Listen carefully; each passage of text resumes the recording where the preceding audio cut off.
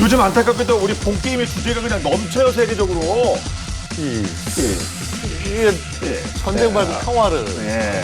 밀리터리 사이언스의 신비한 만남 본게임 오늘도 본영어로 곧장 진격해보도록 하겠습니다. 안녕하세요. 저희는 본게임 2의 즈입니다. 오늘의 주제 영상을 통해서 만나보시죠. TV 드론들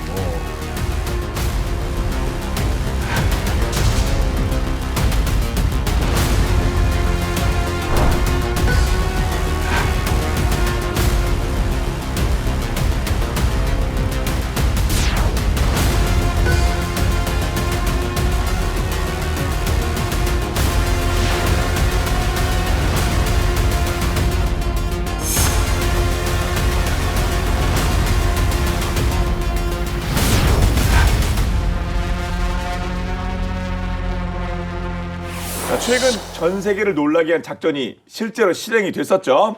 우크라이나가 100대 넘는 드론을 동원해서 러시아를 기습하는 데 성공한 건데요. 대규모 드론을 창의적으로 운영한 결과는 미국을 포함한 많은 나라에 정말 강렬한 교훈을 주고 있습니다. 전쟁사를 다시 썼다는 평을 듣고 있는 우크라이나에 기발한 드론 작전부터 살펴보도록 하겠습니다. 2025년 6월 1일 우크라이나는 현대 전쟁사의 길이 남을 역사적인 작전을 실행합니다. 이름하여 오퍼레이션 스파이더스 웹. 117대의 드론을 동시에 출격시켜서 러시아 내륙 깊숙한 곳에 위치한 공군기지를 공격한 건데요. 이런 컨테이너나 이런 것에 이렇게 은밀하게 드론들을 잠입시켜 들어가서 현대판 트로이 목마 작전이라고 할 수 있고요. 작전 결과 우크라이나는 러시아 전략 폭격기를 비롯한 군용기 41대를 타격했다고 발표를 했어요. 금액으로 환산하면 약 70억 달러, 즉 9조 7천억 원에 달하는 피해를 입혔고요. 피해 액수만 봐도 입이 딱 벌어지는 수준인데 그 이면의 성과는 더욱 크다고 볼 수 있습니다. 이번 작전이 우크라이나 국경과 최대 4,500km 떨어진 러시아 내륙에서 벌어졌다는 점을 주목할 필요가 있어요. 그럼요. 우크라이나가 드론을 활용해서 이렇게 장거리 공격을 감행한 건 전쟁 발발 이후 처음입니다. 기존에는 적후방의 핵심 시설을 공격하는 거는 고가의 장거리 미사일, 전략 폭격기를 보유한 이런 나라만이 가능을 했는데 지금은 상대적으로 저렴한 무기인 드론으로 거기에 창의적 전술을 결합하면은 성공할 수 있다. 이거를 우크라이나가 증명한 거죠. 네. 저희가 지난 시간에 우크라이나가 해군도 없는데 해상 드론으로 러시아의 흑해 함대를 제압했다는 소식을 전해드렸습니다. 흑해 함대를 제압하거나 아니면 내륙 깊숙이 있는 기지를 공격하든 정말 드론 잘 쓰는 것 같습니다. 우크라이나는요. 네, 그래서 일각에서는 이번 우크라이나의 스파이더웨 작전을 1941년의 진주만 공습에 비교하기도 하거든요.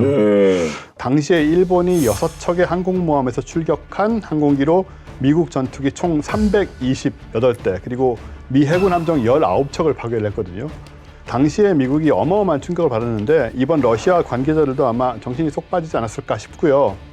우리는 뭐 말씀하신 대로 지금까지 드론이 전장의 주역으로 등장했다고 몇 차례나 언급을 해왔었는데 이번 작전이야말로 드론이 현대 전장에 미치는 영향이 얼마나 클 수 있나 이런 점을 또 보여줬다고 생각이 되고 또 군사 강국과 약소국 간의 그 비대칭성이 드론을 통해서 일정 부분 상쇄되는 효과를 두 눈으로 똑똑히 본 것 같습니다. 네, 정말 깜짝 놀랄 만한 성과를 만들어낸 우크라이나의 스파이더 웹 작전. 자, 어떤 작전일지 하나하나 좀 분석해 보도록 하겠습니다. 네, 그 우크라이나가 가장 큰 고민 중에 하나는요, 러시아 전략 폭격기. 왜냐면 우크라이나가 보유한 방공 시스템, 이 사거리 밖에서 이렇게 작전을 해가지고 투입을 하니까 이거 어떻게 막아야 되냐 고심을 했는데 그래서 이제 제일 처음에 생각한 게 장거리 무인 항공기, 자폭드론을 투입을 해가지고서 공격을 해봤지만은 잼머 아니면 이제 뭐 방공 미사일 이런 거에 요격을 당한 거죠. 그야말로 러시아 방공망을 뚫을 수 없었던 것이고요. 그러다 보니까 이제 대안을 찾아내다 보니까 이렇게 딱 떠오른 게 바로 스파이더 웹 작전입니다. 계획하고 실행에 옮기기까지는 무려 1년 6개월이 소요됐다고 해요. 특히 우크라이나에서 멀리 떨어진 러시아 내륙의 공군기지까지 드론을 보내기 위해서 정말 고민 많이 했을 겁니다. 우크라이나에서 지금 도대체 얼마나 떨어져 있는 겁니까? 네. 우크라이나 국경에서 4,500km 떨어진 그 시베리아의 이르쿠츠크 지역 벨라야 기지, 2,000km 떨어진 올레냐 기지, 그 다음에 디아길레보 기지, 이바노브 기지. 그래서 이게 이제 표적이 된 겁니다. 우크라이나는 드론 부품을 러시아 내부로 밀수해서 현지에서 비밀 장소에서 요걸 조립을 한 거예요. 소위 러시아의 형제국이라는 카자흐스탄을 거쳐서 이제 밀반입됐다라는 그런 의혹이 제기되기도 했고요. 이게 제3국을 통해서 이제 중계 공격을 해가지고 수천 킬로미터 떨어진 이 거리를 통제를 하면서 작전 방향의 문제를 해결한 거죠. 예. 그러니까 우크라이나에서 쏜 게 아니라 날린 게 아니라 이 안에서 밀수에 들어와서 이 안에서 조립을 한 다음에 여기서 보내가지고 공격을 가한 겁니다. 그렇습니다. 예. 도대체 구체적으로 이 안에서 뭐 어떻게 운영했다는 겁니까? 러시아 그 영토 내에서. 일단은 러시아 트럭 운전사를 고용을 했고요. 예. 조립을 마친 드론들을 이제 목조 컨테이너에 숨기고 그런 다음에 현지에 이 러시아 운전사가 운전하는 트럭을 통해서 배송을 요청을 한 거죠. 예. 어디까지 갖다 주세요. 뭐 이랬을 거 아닙니까? 예. 그렇죠. 이제 공군기지 인근의 휴게소나 뭐 예. 주유소 이런 데다가 갖다 놓으라고 얘기를 한 거고 당연히 트럭 기사들은 뭘 싣고 가는지 전혀 몰랐던 거고요. 그렇겠죠. 네. 그리고 작전 당일에 이제 약속 시간이 되니까 목조 컨테이너의 지붕이 원격으로 열렸고 100대가 넘는 드론이 이제 소음을 내면서 하늘로 올라갔겠죠. 그리고 근처 그 공군 기지에 주기돼 있던 러시아의 전략 폭격기를 공격을 한 거고요. 공개된 영상에 따르면 일부 드론은 이미 손상된 항공기에서 피오르는 연기를 뚫고 이제 하강을 하는 이런 모습도 보였다는데 이 드론이 날아오르는 걸 러시아인들이 보고 돌을 던져서 막아보려고 했대요. 오죽이나 급했으면 느낌 왔을 거 아니야. 아, 이거는 우리를 공격하는 거다. 이거 네. 뭔가 그쪽 입장에서 테러 이렇게 생각했겠죠. 솔직히. 그렇죠. 근데 그렇게 우크라이나의 작전은 대성공을 거두게 되고요. 목조 컨테이너가 사용된 만큼 말씀하신 대로 현대판 트로이 목마라고 불리기도 하고 근데 이 아무르 공군기지의 경우에는 작전 하루 전날 인근에서 의문의 트럭 폭발 사고도 발생을 했다고 합니다. 원래 공격 목표였는데 그냥 사고가 발생한 것 같아요. 아, 거기 폭약도 있으니까 뭔가 좀 이렇게 터지거나 그랬나 보죠. 네, 그래서 뭐 공격하는 우크라이나 쪽에서도 좀 이거 어떻게 해야 되지 않은 고민이 있었을까 하는 생각도 들어요. 네. 아마 그 사고 없었으면 그래도 그대로 드론이 올라가서 또 뭔 작전을 했을 것도 같은데요. 또 제 생각은. 그래서 뭐 제2의 진주만 공습이다. 현대판 트로이 목마다. 저 화려한 수식어가 따라다닐 만큼의 이번 작전은 뭐 우크라이나 입장에서 성공적이었던 것 같은데 그럼 도대체 쓰인 드론은 뭡니까? 모델명 이거 나왔나요? 엄청나게 대단한 거 썼을 것 같은데 의외로 소소해요. 예, 우크라이나 업체인 그 퍼스트 컨택트가 생산하는 FPV 드론 오사입니다. 오사. 이 오사라는 게 뭐냐면 우크라이나어로 말벌을 의미하는데 그러니까 말벌이 그야말로 벌떼 공격을 제대로 보여준 거죠. 성인 남성 그 팔 길이만하다 이렇게 전해지고요. 폭발물도 뭐 엄청난 양이 아닙니다. 한 3.3kg 정도 폭발물을 싣고 최대 시속 145km로 비행할 수 있다고 합니다. 사실 이제 또 많은 분들이 궁금해하실 게 이제 가격 네. 얼마냐 하면 2,000달러. 그러니까 약 270만 원 정도 되는 거죠. 그러니까 이거 100개 넘게 동원을 해서 10조 원에 이르는 피해를 입혔다. 스마트 가성비 전투의 끝판왕이다. 이렇게 말씀드릴 수가 있습니다. 근데 어떻게 그 러시아 본토에서 우크라이나가 이런 작전을 했죠? 뭐 또 스타링크 이것도 위성 쓴 겁니까? 뭔가 이게 정보가 갔으니까 제대로 유도가 됐을 거 아니에요? 네, 일단 이번 작전에서는 스타링크는 사용되지 않았고요. 아, 그래요? 이게 완전히 러시아의 허리를 찌른 면이 있는데 그 FPV 드론은 이렇게 정면으로 그 퍼스트 퍼슨 시각으로 네. 이렇게 보면서 조종하지만은 뭐 운영 거리는 20km밖에 안 되거든요. 그러니까 실제로는 먼 거리에서 운영은 불가능한데 어떻게 이거를 조종을 했느냐? 우크라이나가 러시아의 현지 통신망을 이용을 했습니다. 그러니까 스마트폰 통신망을 그 러시아 유심 쓴 겁니까 그러면요? 그런 거겠죠 일종의. 그래서 드론이 상공에 뜨는 것까지는 프로그래밍을 해놓고 그 이후부터는 러시아 이동통신망에 들어가서 우크라이나에서 조종을 한 겁니다. 아 정말 휴대폰 써서 그런 걸까요 정말? 예, 그게 놀라운 부분인데 네. 아무도 생각을 못했을 거예요. 이런 부분은 우크라이나 드론 5사는 이 러시아 내에 광범하게 구축된 그 상용 4G LTE 망을 통해서 조종이 된 거고요. 물론 여기에 더해서 만약 신호가 끊기는 경우가 있으니까 AI가 계획된 경로로 임무를 수행하는 방식도 채택이 됐습니다. 그래서 자율형 AI 알고리즘하고 조종사의 수동 개입이 이제 조합이 된 그런 최신 드론 제어 기술이 사용된 거고요. 또 자동 조종 시스템인 아두 파일럿 같은 오픈 소스 기술을 적극 활용했는데 이 아도 파일럿 같은 거는 이제 홈페이지 들어가면은 다 이렇게 공개가 돼 있거든요. 그래요? 예, 그런 걸 그냥 무료로 사용을 하다시피 하면서 쓴 거고, 그래서 우크라이나의 스파이더 웹은 이 민간 기술하고 군사 작전의 경계가 이제 완전히 허물어졌다 이렇게 볼 수가 있고, 그러니까 앞으로 우크라이나가 그 좌표나 이런 표적 정보만으로도 언제 어디서든 러시아 본토를 공격을 할 수가 있다는 거고, 이거는 이제 장거리 공중전의 한계를 완전히 극복하고 전장 영역을 아주 확대한 그런 참신한 아이디어였던 거죠. 그리고 또 하나 핵심 요소로 빠질 수 없는 게 바로 기습이라는 부분인데, 네. 러시아군은 사전에 공격 징후를 전혀 눈치를 못 챘고요. 사실 아까 러시아 내에서 드론을 조립했다라고 하지만 러시아가 워낙 크겠습니까? 아마 시골에 창고 같은 거 하나 빌려가지고 거기서 뭘 해도 아무도 알 수 없었을 거예요. 그래서 뭐 이동식 방공망을 배치를 하거나 전자드론으로 방어할 그 틈도 없었고, 또 통신망 차단 대처도 할 수가 없었습니다. 너무나 금방 일어난 일이고 그 당시에는 파악도 안 됐을 거고요. 그리고 만약에 알아서 통신망을 차단했다면 그 지역에 그 군사기지 내부에서 통신이 안 되니까 그것 또한 어마어마한 혼란이 됐을 가능성이 있죠. 그러네요. 진짜 발상의 전환이 그 러시아 본토 내에서 거기도 조립해가지고 러시아의 그 이동통신망을 쓰고, 와, 이거 진짜 실질적으로 그리고 뭐 정신적으로도 이 후유증이 러시아 측에서는 엄청날 것 같습니다.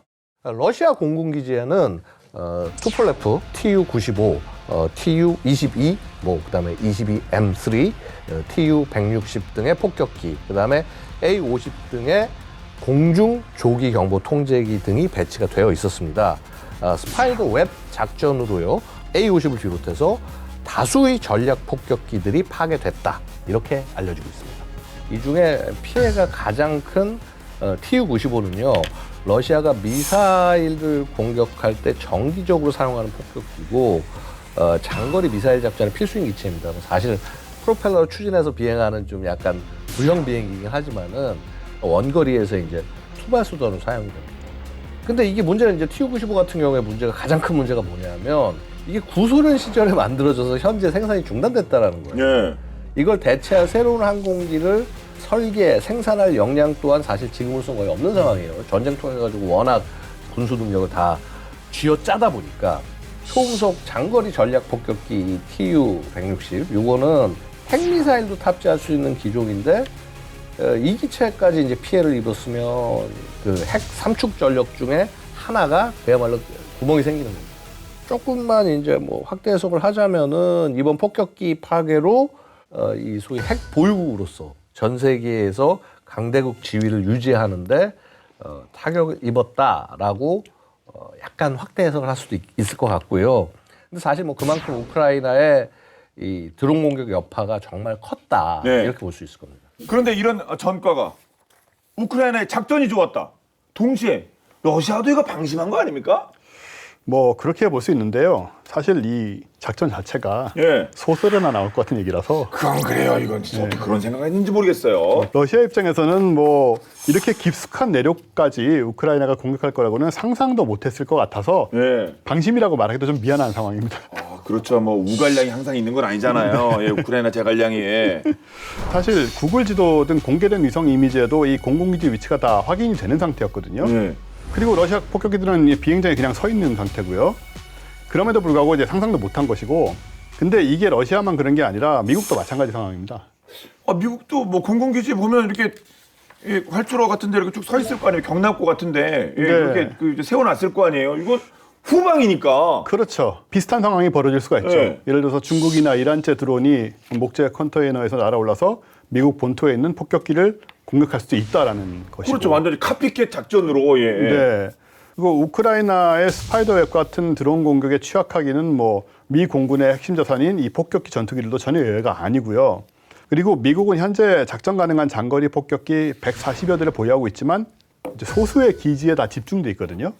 공군 기지의 그 줄선 B-52 폭격기 사진 같은 거 되게 유명한데요. 와, 이게 폼은 나는데 이거 다 솔직히 먹잇감 아닙니까? 이거 누가 작정을 하면? 말 그대로 완전히 무방비 상태로 그냥 있는 거죠. 여기 누가 공격했느냐 뭐 이런 생각을 하는 것 같은데, 이름은 내년에 배치 예정인 B-21 신형 폭격기도 이런 식으로 그냥 갖다 놓을 생각이라고 합니다.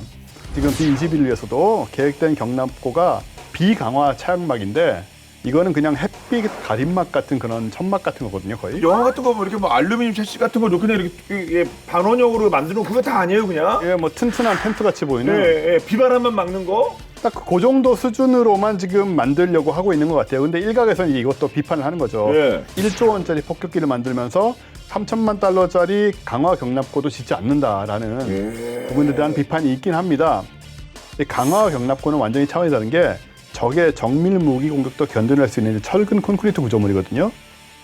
비강화 경납고는 말씀하신 대로 얇은 금속 지붕의 천막 같은 거라서 이거는 그냥 무인 항공기가 와서 부딪히기만 해도 상당히 기체 손상이 갈 수밖에 없는 그런 상황인 건데, 게다가 서태평양 지역의 그 미 공공기지는 더 외부 공격에 취약한 상태라고 해요. 예.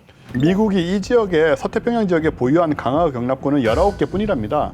중국은 2010년 이후에 강화 경납고를 800여 개나 만들었다고 합니다. 아, 중국은 혹시 뭐 이럴 걸 대비해서 공격받을 수 있는 상황을 가정해서 준비를 했는데, 이러면 뭐 거미줄 작전이 이거 러시아만 뜨끔한 게 아니라 이거 미국도 뜨끔하지 않았겠습니까? 대량의 드론을 동시에 운용하는 작전, 이게 엄청나게 성공할 수 있다. 이거는 그야말로 수많은 나라들에게 엄청난 영감을 줄 수밖에 없는 겁니다. 그래서 이제 미국도 역시 이 변화하는 전장 상황을 반영해서 미래의 전쟁에 대비를 하고 있어요. 자, 여태까지 미국이 이 무인기라든가 이런 걸 개발해 오는 게 어땠냐면은요, 너무나 미국스럽습니다. 미국스럽다는 건 뭡니까? 크다는 겁니까? 그러니까 엄청나게 돈을 쏟아붓고 기술을 쏟아부어서 네. 최첨단의 것을 만들면 우리가 이걸로 전쟁을 이길 수 있다라고 하다 보니까 가격이 유인기보다 막 비싸지는 이런 사태들이 계속 반복이 되는 거죠. 그런데 딱 우크라이나 전쟁을 미국이 사실 지원을 했잖아요. 계속 지원하면서 보니까 야, 우크라이나 이게 돈도 없고 병력도 없고 하는데 잘 싸워. 얘들이 왜 잘 싸울까 보니까 드론을 그렇게 잘 활용을 하더라는 거죠. 이거 미국이 엄청나게 반성을 하고 놀랄 수밖에 없는 거고요. 자, 그래서 이러한 가성비 전쟁을 반영하기 위한 노력을 합니다. 그래서 2024년 8월에 AI 기반의 드론을 대규모로 확보하겠다라고 얘기하는 리플리케이터 프로그램을 공개를 했어요. 셀 수 없을 만큼의 많은 드론을 그야말로 복붙, 컨트롤 CV. 예. 아니 근데 이게 실질적으로 실제 문제가 되는 거예요. 정말 이 드론이 조그만 무슨 은밀한 보트 같은 거에 실어서 우리 아까 트럭에 나갔잖아요. 뭐 이렇게 반잠 수정 같은 거에다가 여러 개 실어가지고 딱 간 다음에 얘가 근처에 가서 딱 펼쳐가지고 드론들이 우르르 올라와서 공격한다. 그냥 밴드예요. 근데 그거 알고 보니 거기서 이게 누르고 나가면 그러니까요. 네. 이 리플리케이터 사업에서 뭘 하려고 하냐면 수천 대의 소모성 AI 기능을 가진 드론을 18개월에서 24개월 안에 실전 부대에 배치하겠다. 이걸 목표로 한 거예요. 그래서 만약에 이게 지금 어디나 대만 해역에서 막 중국이 군사적 침공을 했을 때 이제 뭐 대비해야 된다 이 얘기를 하는데, 뭐 이렇게 만약에 중국이 이렇게 충돌을 하고 뭐 심지어 침공을 해 들어온다. 그러면 이 중국군의 양쪽 우세를 지금 미국이 이거 감당을 못 한단 말이에요. 바로 이것을 이렇게 리플리케이터로 대응해서 전부 경멸하겠다고 얘기하고 있는 거고요. 그래서 완전 자율 군집으로 작동할 수 있는 드론을 통해서 지역을 봉쇄도 하고 정찰도 하고 직접 공격하고 그야말로 여태까지 볼 수 없었던 효율성을 전장의 효율성 구사하겠다. 이렇게 얘기하고 있는 거죠. 미국도 사실 뭐 진작부터 이렇게 드론을 대규모 운영하겠다 뭐 이런 작전을 준비해오고 있었네요. 그렇죠. 어느 정도 뭐 흐름을 보고 있었을 테니까 준비를 하고 있었던 건 맞고요. 2024년 봄에는 미 국방부가 레플리케이터 1.1을 발표하면서 첫 번째 구매 드론의 정체도 밝혔습니다. 우크라이나 전쟁에서 사용됐던 에어로바이러먼트사의 스위치 블레이드 600이라는 예. 3에서 5kg 정도 탄두를 싣고 90km 비행이 가능하고요. 광학 적외선 센서 그리고 비행 제어 장치 데이터 링크를 장착을 해서 이동 표적을 타격할 수 있고요. 또 T-72 같은 러시아 전차를 실제로 파괴하는 테스트를 통해서 위력을 과시하기도 했습니다. 한 대 가격은 1만 달러, 1,300만 원에서 1,400만 원 정도로 알려져 있고요. 이미 미 육군이 적어도 추적 타격 무기 라쏘, Low Altitude Stalking and Strike Ordnance라는 이 프로그램을 통해서 구매 계획을 밝혔던 그런 드론입니다. 근데 이번에 레플리케이터 프로그램에 본격적으로 합류를 하게 되면서 1년 동안 1,000대 이상의 스위치블레이드 600 배치가 확정이 됐죠. 근데 레플리케이터 작전의 뭐 핵심이 그 대만 해협 상황 발생 시 대처인데 뭐 90km요 이거 스위치블레이드 뭐 이거 가지고 대만에 이때 상황 발생 시 뭐 대처 되겠습니까? 단거리용 드론인데 이거 갖고 뭐 말씀대로 무슨 뭐 중국 본토까지 달 수 있는 것도 아니고 바다 안에서 막는 작전하기도 충분치 않고 이게 뭐 당연히 비판이 나올 수밖에 없고요.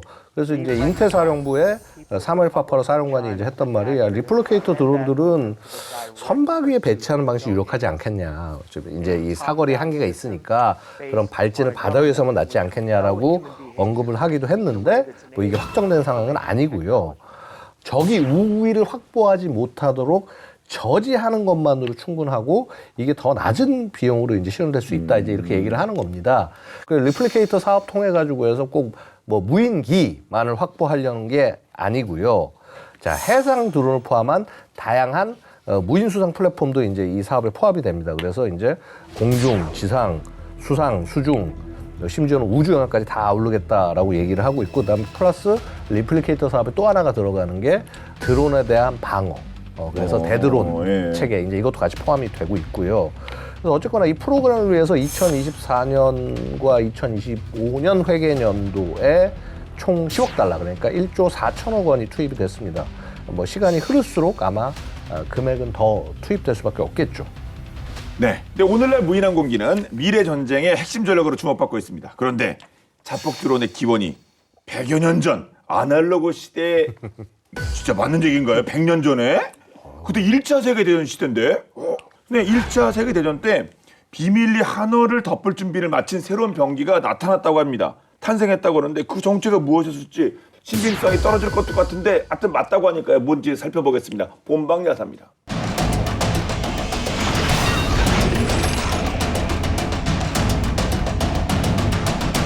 역사 속에는 가끔 그 시대의 기술로는 도저히 설명할 수 없는 물건들이 발견되곤 합니다. 우리는 이것을 오파츠, 즉 시대를 벗어난 유물이라고 부르죠. 그런데 인류의 전쟁사에도 이런 기묘한 오파츠가 존재했다고 하는데요. 그 주인공은 제1차 세계대전의 낡은 흑백 사진 속 나무와 종이로 만들어진 이 무기였죠. 비주얼은 엉성해 보여도 당시로서는 상상도 할 수 없었던 시대를 초월한 발명품이었다고 하는데요. 이 무기의 정체는 과연 무엇이었을까요?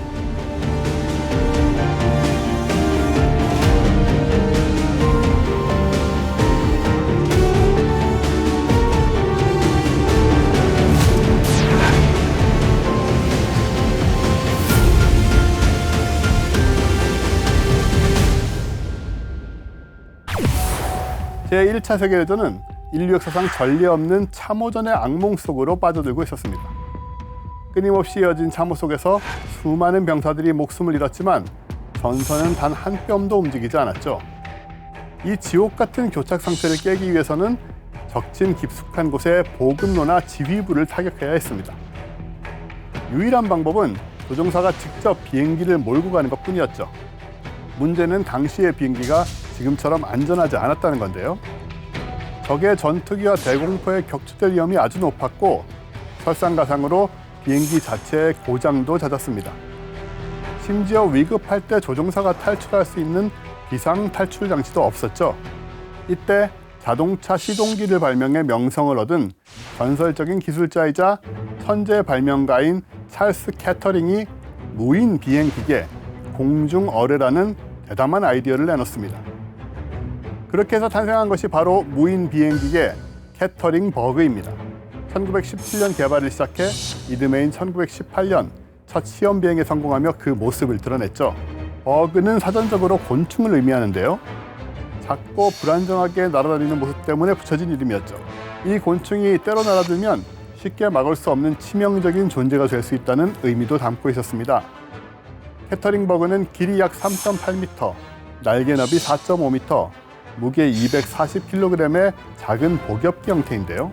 나무와 종이, 철사 같은 값싼 재료로 만들어져 일회용으로 쓰기 적합했죠. 해당 생산 비용은 당시 기준으로 약 400달러에 불과했습니다. 그 비밀은 내부에 있었습니다. 자이로스코프가 비행 방향을 잡았고 기압계가 고도를 일정하게 유지하는 원시적인 자동 항법 장치도 탑재돼 있었죠. 이륙은 바퀴 없이 레일 위에서 발사하거나 간이 카트를 이용해 활강하는 방식으로 이루어졌습니다. 버그에는 미리 설정된 거리를 측정하는 장치도 달려 있었는데 이는 바로 프로펠러의 회전수를 세는 방식이었습니다. 예를 들어 프로펠러가 100만 번 돌면 목표 지점이다 라고 입력해 놓는 거죠. 목표 거리에 도달하면 버그의 날개를 고정했던 볼트가 풀리며 날개가 동체에서 분리되는데요. 날개를 잃은 버그는 그대로 자유낙하하며 내부에 장착된 180파운드의 폭탄과 함께 목표물에 추락하는 방식이었습니다. 캐터링 버그는 인류 역사상 최초의 킬러 드론이라는 놀라운 발상 그 자체였죠.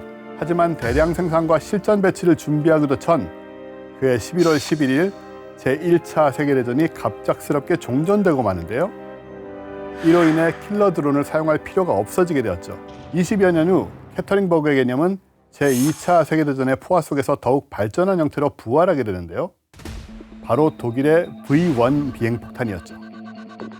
펄스 제트 엔진으로 날아가는 이 원시적인 순항 미사일은 영국 런던을 비롯한 연합군 도시들을 무차별적으로 강타하며 무인 공격의 공포를 세상에 알렸습니다. 이후 킬러 드론이라는 아이디어는 완전히 다른 두 갈래의 길로 진화하기 시작하는데요. 하나는 스스로 사냥하는 드론, 또 하나는 인간이 모든 것을 통제하는 원격 조종 드론이었죠. 스스로 사냥하는 드론이라는 개념을 현실로 만든 것은 1980년대 이스라엘이 개발한 IAI 하피였는데요. 이 자폭 드론은 적의 방공망을 파괴하는 임무를 띠고 목표 지역 상공을 배회하다가 적의 레이더 전파를 감지하면 스스로 그 신호를 향해 돌진해 파괴하는 방식이었죠. 인간의 추가 명령 없이 기계가 특정 조건에 따라 자율적으로 공격하는 그야말로 불나방 같은 무기였는데요. 대한민국을 비롯한 여러 국가에서 이 시스템을 도입하며 그 실용성을 입증했습니다. 원격 조종 킬러 드론이라는 개념은 미국의 MQ-1 프레데터가 현실화시켰는데요. 프레데터는 원래 1990년대 발칸반도 등에서 적진을 정찰하던 눈의 역할만 수행하던 무인기였습니다. 하지만 2001년 9.11 테러를 겪으면서 미국은 단순히 적을 지켜보는 것을 넘어 전 세계 어디든 즉시 타격할 수 있는 새로운 무기를 원하게 되는데요. 그 결과 정찰기 RQ-1이 공격기 MQ-1으로 변신하게 되었죠. 실제로 MQ-1 프레데터는 2001년 아프가니스탄에서 원격 조종 드론으로 적을 살상하는 데 성공하는데요. 원격 조종 드론으로 지켜보다가 공격하는 방식은 이후 21세기 대테러 전쟁의 표준이 되었고 인류는 완전히 새로운 방식의 전쟁을 마주하게 됩니다. 제1차 세계대전의 참호전 속에서 탄생했지만 실전에서 빛을 보지 못하고 잊혀진 비운의 무기 캐터링 버그. 하지만 이 작은 무인기는 오늘날 킬러 드론과 순항 미사일의 전신으로 평가받으며 현대 무인 공격기로 이어지는 거대한 기술 발전의 계보를 열었는데요. 한번 뿌려진 기술의 씨앗은 시대를 넘어 결국 어떤 모습으로든 열매를 맺게 된다는 것을 보여주었던 것 같습니다.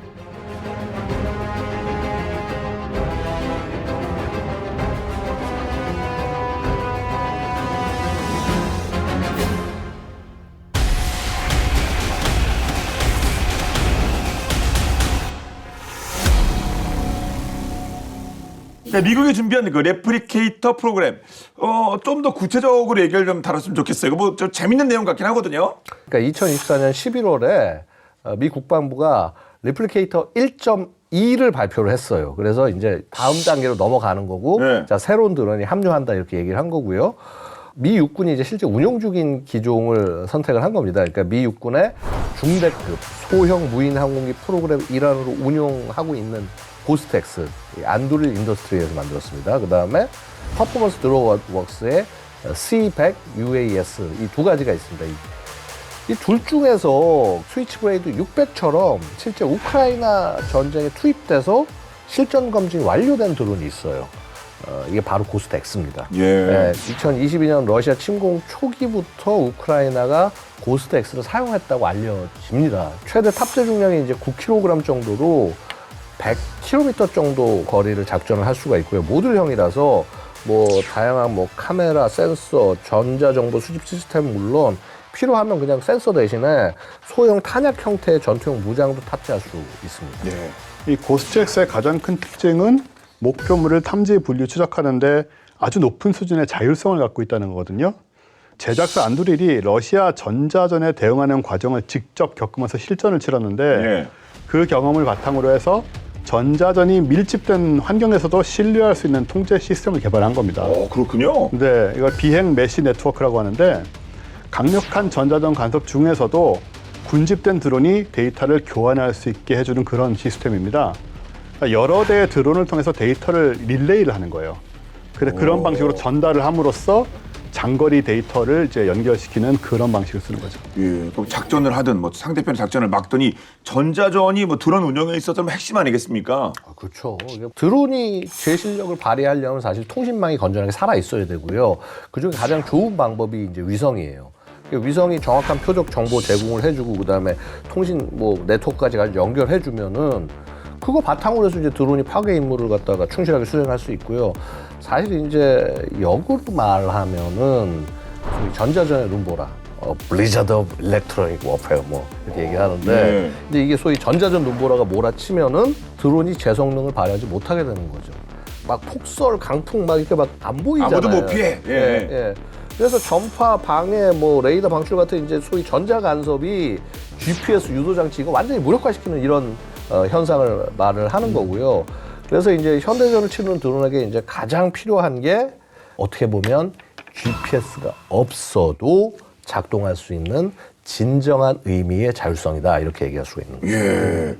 그 전자전까지 포함해서 창 방패 그런 싸움인데, 그러면 상대편이 아니면 특정한 상황이 여의치 않았을 때 이런 어려운 상황을 극복하는 방법도 반드시 나와야 되는 거 아니겠습니까? 그렇죠. 그래서 요즘 각광을 받는 게 아무래도 좀 AI 쪽인데, 예. 그러니까 미국의 AI 데이터 분석 업체인 팔란티어가 개발한 엣지 시스템이라는 게 있습니다. 드론에 이제 인공지능을 직접 내장해서 작동하는 방식이죠. 예. 독립적으로 드론 하나하나가 데이터 처리하고 의사결정을 하는 거거든요. 그래서 적의 사이버 공격이나 전파 방해 같은 게 와서 이제 기지 파일럿과의 연결이 차단되거나 뭐 GPS 신호가 교란되거나 했을 때도 엣지는 AI를 통해서 자율적으로 목표물을 식별 공격해서 임무를 완수할 수 있다. 이런 거죠. 그래서 엣지 같은 시스템을 동원해서 드론에 인공지능을 내장하거나 아니면 그 고스트엑스의 그 비행 메시 네트워크 같은 개념을 활용해서 수많은 드론을 정말 그물망처럼 연결하게 되면 머지않은 미래는 완전 자율 군집 드론이 전장에 나서는 그런 모습도 볼 수 있을 것 같습니다. 예, 조금 무서운 생각도 들긴 하는데요, 그게. 그런데 반대로 말씀드리면 이 변화하는 현대 전장에 뭐 이런 게 필요할 것 같기도 합니다. 사실 미 국방부가 리플리케이터 사업하는 이유가 이거예요. 네. 그래서 이제 단순히 그냥 드론을 사는 게 아니라 새로운 드론을 추가를 하더라도 통합적으로 작동을 해야 되기 때문에 이게 결국 뭐냐, 드론 간의 데이터 수집, 협업을 가능하게 소프트웨어가 중요합니다. 왜냐하면 지금까지 드론은 1대1로 혹은 사람이 둘인데 뭐 드론 하나를 사람 둘이, 지금 그러지 않아도 그 병력 부족해가지고 뭐 작전이 안 된다고 그러는데 드론을 하나 늘릴 때마다 병력을 더 써야 되는 문제가 생기고 아무 의미가 없는 거잖아요. 그러니까 그게 아니라 결국 그렇기 때문에 자율성을 자꾸 추구하게 되는 건데, 실제로 이제 미 국방부에서 2024년 11월에 리플리케이터 프로그램을 위한 그 두 가지 핵심 소프트웨어 개발 공모에 나섰는데, 이제 하나가 오리엔트라는 소프트웨어입니다. 오리엔트가 뭐냐면 Opportunistic, Resilient and Innovative Expeditionary Network Topology. 강력한 지휘 통제 기반을 제공할 수 있는 그런 소프트웨어를 얘기하는 거고요. 또 다른 하나는 ACT. 그래서 Autonomous Collaborative Teaming 소프트웨어라는 건데, 이제 그야말로 공중, 해상, 지상 요것 등에서 활동하는 수천 개의 무인 시스템들이 서로 효율적으로 연동하고 협력할 수 있게 도와주는 그런 프로그램. 이 두 가지를 핵심으로 잡았다는 거죠. 이게 그러니까 지휘 통제와 협업, 이게 핵심이라는 거예요. 이후에 미국의 이제 251개 기업에서 우리가 300개의 솔루션을 제출했다고 하는데, 그 중에서 7곳이 선정됐다고 하니까 리플리케이터 사업에 그 드론 군집을 연결할 소프트웨어 뭐 개발이 뭐 지금 한창 되고 있지 않을까. 네. 요즘 뭐 소프트웨어 개발도 AI가 도와준다니까요. 시간을 뭐 훨씬 줄일 수 있겠죠. 그러네요, 예. 예. 그거는 뭐 소프트웨어 개발까지 레플리케이터 프로그램이 뭐 차근차근 진행이 되는 것 같은데, 물론 여기에도 우려되는 부분도 있을 것 같아요. 네, 미국이 레플리케이터 프로그램을 통해서 뭐 2, 3천 대의 드론을 도입한다고 하는데, 이게 좀 규모가 작다라는 비판을 좀 피할 수가 없거든요. 예. 2, 3천 대인데 규모가 작아요? 그 이유는 이제 어떤 나라 때문이죠. 이게 그 중국을 상정한 거니까. 네. 그렇겠네요. 일단 중국이 전 세계적으로 드론 제조와 수출을 주도하고 있고요. 네. 세계 드론 수출의 약 73%를 차지할 정도로 네. 뭐 어마어마한 그런 영향력을 발휘하고 있고, DJI 같은 중국의 대형 드론 기업들이 또 수년간 완성품도 그렇지만 부품을 초저가로 공급을 전 세계에 해왔거든요. 그래서 이 드론 분야에서 중국의 공급망이라든가 이런 부분에 종속된 나라들이 굉장히 많아진 상태입니다, 이미. 일단은 중국의 드론 제조 능력이 뭐 독보적으로 발전을 많이 해 있고요. 네. 그렇기 때문에 중국 자체의 드론 보유량도 어마어마하고요. 대충 생각을 해도 현재 미국과 대만을 합친 것만도 10배는 많을 것이다. 제가 생각하기엔 더 많을 것 같습니다. 그렇겠죠, 아무래도. 예, 그래서 미국이 단기간 내에 몇천 대의 드론을 보유한다고 해도 물량 측면에서 중국에게 비교할 수가 있느냐라는 그 계속되는 문제 제기가 있을 수밖에 없는 거죠. 게다가 이제 중국이 이제 무인 전투 기술의 단계적 도약을 준비하고 있어요. 사실 중국은 이미 2017년에 전쟁 교리를 지능화 전쟁, 그래서 AI와 무인을 활용한 전쟁으로 중국을 완전히 바꾸겠다라는 그런 계획을 시진핑 입에서 야, 지능화 전쟁 해라는 얘기가 나왔고 교리가 됐어요. 제일 먼저 중요한 건 뭐냐면 드론에 익숙해져야 될 거 아니에요. 네. 그러니까 드론을 야, 탔어 하면서 사용을 확대를 하고 작전 전반에서 어쨌거나 일단 통합을 시키고 난 다음에 궁극적으로는 완전 자율화를 이루겠다라는 전략으로 접근하고 있습니다. 어떻게 보면 우리보다 훨씬 나아요. 이런 면에서는. 예. 이후에도 사실 이제 굉장히 중국이 다양한 유형의 드론 실험을 진행을 하는데요. 가장 대표적인 게 드론을 운반하는 무인 항공기인 지우-10 SSUAV가 아닐까 합니다. 이 지우-10 SSUAV인데 지난해 11월에 이제 처음 공개된 초고고도 장거리 무인 항공기 지우-10은 약 100대 소형 드론을 실을 수 있는 드론 항목, 드론 모선, 드론 마더십입니다. 항공기 날개 옆구리 양쪽에서 이제 이 드론이 발진을 할 수 있고요. 최대 6톤까지 탑재를 할 수 있다고 합니다. 지우-10이 이제 실전 배치가 되면 적진 깊숙이 들어가서 작전이 가능하니까 드론의 이 조그만 이 소형 드론의 사거리 한계를 극복을 하고 군집 공격 능력 또한 향상되지 않을까. 더불어서 이제 뭐 국경 방어, 해상 감시 등 다양한 기능을 수행할 것으로 이제 기대를 한 번에 받고 있다고 전해지고요. 사실 제가 이제 두려운 게 뭐냐면 이제 이거는 지금 이제 일반적인 항공의 형상인데 이걸 만약에 스텔스기 형상으로 만들어서 그래서 예를 들어서 미국 본토 같은데 이렇게 침공을 시켜서 거기서 조그만 소형 드론들을 보낸다. 그럼 이게 스파이더웹 작전이잖아요. 그러네요. 네, 그렇죠. 자, 어쨌거나 이렇게 지금 중국은 한 발 더 나가고 있어요. 되려 미국 같은 나라들보다. 예. 영화에서 뭐 드라마에서 많이 봤던 그런 거 아닙니까, SF? 근데 그 자체가 현실된 거 아닙니까, 이젠요? 예, 뭐 전반적으로 SF가 현실화되는 느낌들이 많이 있죠, 요즘. 게다가 중국 과학자들이 새로운 형태의 전투용 드론을 개발했다는 소식도 전해졌습니다. 이게 복합 드론 분리 기술이란 건데 네. 이게 뭐냐면요. 뭐죠, 이게? 난징 항공우주대학의 연구팀이 하나의 드론이 목표에 도달하기 직전에 6개의 소형 드론으로 분리되는 그런 드론 시스템을 만든 거예요. 최대 6개 유닛으로 분리가 가능하고요. 그러니까 이거는 어떤 개념이냐면 드론 하나가 날아가다가 공중에서 갑자기 6배로 증식하는 군집 드론이 된다. 라는 그런 개념이고 네. 실제로는 일반 드론처럼 자유롭게 비행할 수도 있고 채공할 수도 있고요. 결합 비행하고 단일 비행을 모두 지원하는 날개 모양을 찾다 보니까 이런 형태가 됐다고 합니다. 그리고 서로 통신을 다 하면서 지휘, 정찰, 추적, 공격, 임무 수행이 가능하고요. 반대쪽 입장에서는 일단 개수 파악도 안 될 수 있는 거 아닙니까? 하나인데 알고 보니 6개네. 이거 대처 이거 무지하게 어려울 것 같은데요?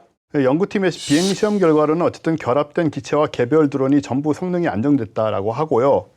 분리되기 전에 그 비행 속도가 일부 고성능 군용 드론만큼 빠른 건 아닙니다. 하지만은 말씀하신 대로 목표 공역에 도달하자마자 소형 드론이 6개로 확 분리가 돼버리니까 상대는 이게 도대체 무슨 일이 일어난 건가 이제 파악을 못하는 채 당할 수 있는 네. 그런 가능성이 높은 거고 남은 과제들이라면 이 소형 드론 간의 고속 통신이 얼마나 잘 될 것인가 하는 거 하고 그다음에 장거리 비행이 어느 정도 가능한가 이런 관건은 있지만 굉장히 기발한 아이디어입니다. 예. 그 드론 모함부터 시작해서 합체 분리 뭐 되는 이 드론 이거 중국 얘기 쭉 들어보니까 뭐 미국 레플리케이터 이 프로젝트보다 훨씬 나은 것 같은데요, 중국이 드론 쪽은. 근데 이제 또 사실 미국 입장에서는 야 우리가 뭐 리플리케이터만 갖고 중국 상대하는 거 아니다. 리플리케이터가 유일한 보험이 아니다라고 얘기를 해요. 이제 뭐 단기적으로는 수천 대 드론을 확보하고 이제 장기적으로는 다영역 드론들을 협동적으로 운용할 수 있는 그런 이제 소프트웨어 개발까지 준비 중이다 이렇게 말씀드렸잖아요. 이제 여기에 더해서 이제 본질적 목적이 하나가 더 있습니다. 우리나라가 무기체계 획득하는데 뭐 14년이 평균 걸린다 그래서 뭐 7년을 줄겠다 얘기를 하는데 사실 어떻게 보면 미국은 더해요. 어떤 의미에서는 막 10년, 20년 걸리는 그런 무기체계들도 많이 있고. 자, 근데 어쨌거나 지금 미국이 그런 방식을 벗어나서 새로운 방식으로 무기체계를 획득하고 운용하려고 시도를 하고 있다라는 겁니다. 그래서 리플리케이터를 통해서 상용 기술을 하여튼 최대한 빨리 적용을 하고 조달 전차 간소화하는 이런 변화를 시작을 했다라는 거예요. 기존의 그런 고리타분한 방식 대신에 전투 현장에 신속하게 필요한 기술 공급하고 더욱 무기를 빠르게 구매하겠다. 리플리케이터다 아니다가 중요한 게 아니라 이런 절차가 뿌리 내린다는 게 더 큰 변화고요. 자, 어쨌거나 리플리케이터 프로그램이 이제 뭐 남은 단계가 대드론 기술 요 개발에 좀 초점을 두고 그래서 야 그래 드론 아무리 많이 만들어서 뛰어봐라. 우리는 이거 무력화시킬 수 있다. 같이 이제 가는 거라는 거죠. 예. 우리 얘기 한번 해보죠. 그럼 우리 한국형 뭐 레플리케이터 전략, 또는 뭐 한국형 뭐 드론 이런 뭐 시스템 이런 것들은 어떻게 좀 준비가 되고 있나요? 어떤가요? 아니 우리가 이미 2018년 이때쯤에 드론봇 사업을 하겠다고 육군에서 굉장히 강하게 추진을 했어요. 그 다음에 뭐 공군, 해군 다 지금 드론 관련된 사업들이 있긴 합니다만은요. 의외로 추동력을 못 받고 있어요. 우리 소대나 분대에 배치가 됐나요? 그 다음에 지금 대대에 배치된 드론들도 마음대로 날릴 수 있는 상태인가요? 이게 가장 큰 문제라는 거예요. 아무리 무슨 뭐 사업을 붙여가지고 장비를 사오네 뭐를 하네 그래도 그냥 마음대로 그냥 병사들이 뭐 예를 들어서 뭐 1병, 2병이 막 해가지고 해야지. 야 이게 뭐 비싼데 얼마짜리인데 이거 하다가 떨어지면 안 되고 이런 못 쓰는 거예요. 아, 그러네요. 그거를 빨리 깨야 이것도 우리가 발전할 수 있다라는 거예요. 원 선생님은 어떻게 생각하십니까? 저도 비슷한 생각인데요. 또 기술적인 측면에서도 중국 같은 경우에는 오랫동안 이 드론을 실제로 만들고 팔고 뭐 시장에 어마어마하게 큰 영향력을 행사하면서 아주 자연스럽게 뭐 민과 뭐 관, 군 이런 쪽에서 드론이 무엇이고 뭘 할 수 있는지를 깨우쳐 왔을 것 같아요. 근데 이제 우리는 그런 흐름이 없었던 상황에서 뭐 갑자기 드론을 쓴다고 하니까 우리도 빨리 뭐 돈 들여가지고 어떻게 해보자 이런 식으로 따라가는 식의 방식이 뭐 군뿐만 아니고 우리나라 여러 가지로 많지 않습니까? 지금 AI 정책에도 우려가 많이 나오는데 장비가 첨단인 게 중요한 게 아니고 사람이 첨단이 돼야 된다. 이런 부분들을 빨리 우리가 좀 깨우쳐야 될 것 같아요. 그렇습니다. 지금 말씀하신 대로 고장났다고 이거 벌벌벌 떠면 안 그렇겠죠. 네, 그런 부분 저희가 걱정할 필요 없이 우리 관계자분들 잘 해주시리라 믿습니다. 자, 끝으로 한 말씀씩 부탁드리겠습니다. 사실 우리가 필요한 거는 전제가 두 가지가 있어요. 일단은 정말 첨단화된 지휘 통제망, 통신망이 필요한 거예요. 근데 지금 우리 군 통신망을 생각을 하면은 지금 정말 발전 많이 해야 된다. 5G 이상, 6G급으로 끌어올리는 게 제일 기본입니다. 드론 만들기 전에 그거부터 깔아야 돼요. 안 그러면 그냥 모래 위에 집 짓는 겁니다. 자, 두 번째로 지금 우리나라에서 가장 큰 문제 중에 하나는요. 아까 드론 공급망 우리 얘기했잖아요. 무슨 뭐 중국이 많이 저거 하고 있다. 사실 우리가 그래요. 조그만 부속 하나 대단한 게 아니에요. 무슨 나사 하나, 모터 하나, 드론에 들어가는 조그만 엔진. 이런 거 같은 것들이 지금 국산화가 되냐 하면 안 되는 거예요. 전부 중국에 의존하게 되는 겁니다. 그렇게 되면 우리가 군에서 실제 작전하고 써야 되는 드론의 부품들을 중국제를 써야 된다. 이거 굉장한 사실 문제일 수밖에 없거든요. 그래서 이 생태계를 같이 만드는 거, 그 업체들이 돈 벌어갈 수 있게 판 만들어주는 게 그게 정부하고 군이 할 일이에요. 그러면 자연스럽게 업체들은 발전하고 해 나갑니다. 그래서 이런 것들을 좀 우리 좀 새로 시작하는 정부에서 좀 잘 좀 해주시면 하고 정말 부탁을 드립니다 진짜. 두 손 모아입니다. 좀 어떻게 해주세요 좀 제발. 직접 그 관계자고 저는 관계자는 아닙니다만 그래도 저도 역시 국민의 한 사람으로서 잘 부탁드리겠습니다. 전장이 SF화 돼가는 거는 분명한데 사실 드론이 전장에서 실전에 쓰인 지 얼마 되지도 않았는데 벌써 고정관념이 깨지고 있거든요. 그러니까 예전엔 드론이란 거는 뭐 가서 보고 오거나 아니면 자폭을 하거나 아니면 수리탄 같은 거 가져가서 툭 떨어뜨려 돌아오는 뭐 민간용 드론, 싼 드론을 사용하는 이런 작전들은 되게 그 정도 수준이었는데 이번에 우크라이나 작전은 완전히 다른 차원으로 변모를 해버렸고 불과 몇 년 새 사실 저는 이 우크라이나 수뇌부가 이 작전을 허가한 것 자체가 대단하다고 생각해요. 왜냐하면 굉장히 과감한 작전이고 이 우크라이나 같이 드론을 많이 활용을 하고 수세에 몰린 입장에서 더 활발한 그런 어떤 두뇌 활동이랄까 뭐 전술 전략적인 그런 게 개발된다는 생각이 들었고 특히나 기술 변화가 이제 계속 일어나게 되는데 뭐 드론도 그렇겠지만 다른 것도 마찬가지 뭐 AI 도입되고 이런 기술 변화에 따라서 전술 전략에 과감하게 변해야 된다는 거죠. 근데 이것을 우리가 따라갈 수 있느냐? 특히 이제 중국 같은 경우에 지금 뭐 항모니 뭐 분리 드론 나오고 있는데 거기에 따라 분명히 새로운 전술과 전략이 나오거든요. 그런 것들을 어떻게 대처하고 또 우리는 해낼 것인가 이런 부분들을 많이 생각해야 될 것 같습니다. 그렇습니다. 오늘 본 게임은 여기까지입니다. 본 게임은 OTT 웨이브와 KFN 유튜브를 통해서 언제든 시청 가능하니까요. 많은 활용 부탁드리겠습니다. 다음 수업도 화끈한 내용으로 돌아오겠습니다. 지금까지 저희는 본 게임 2의 지였습니다. 고맙습니다. 그런데 우리도 공군기지 많잖아요. 공군기지 이렇게 옆에서 그럴 일 없겠습니다만 그 대비책 준비하고 있겠죠? 하고 있을 거라고 생각합니다. 왜냐하면 관련된 연구를 이미 몇 년 전에 해도 군에다가 전달해 줬어요. 전달했죠. 본인만 영광이 아니라. 아니, 제가 그냥 보고서를 내서